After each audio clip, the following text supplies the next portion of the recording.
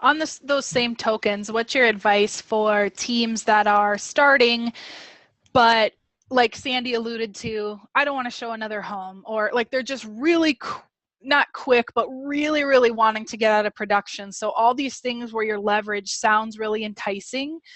What's your advice for, getting through that period and making decisions that are right for your business and not necessarily, what everybody else says you Yeah. should do?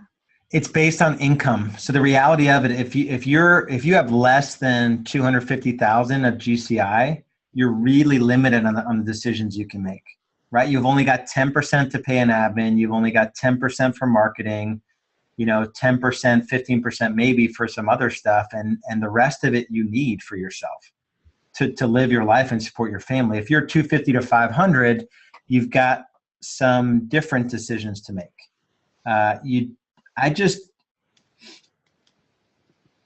The truth of the matter is that you can't give up production until your gross margin is high enough where you could replace yourself.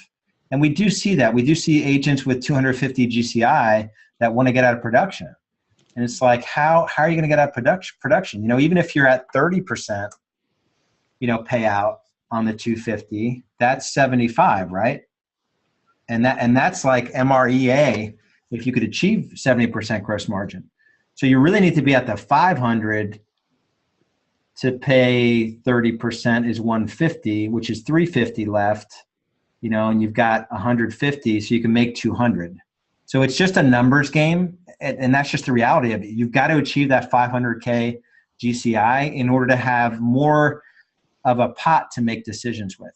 So if you're going to replace yourself on the listing side, you've got to bring in 400 to 500 GCI to replace yourself at 15 to 25%.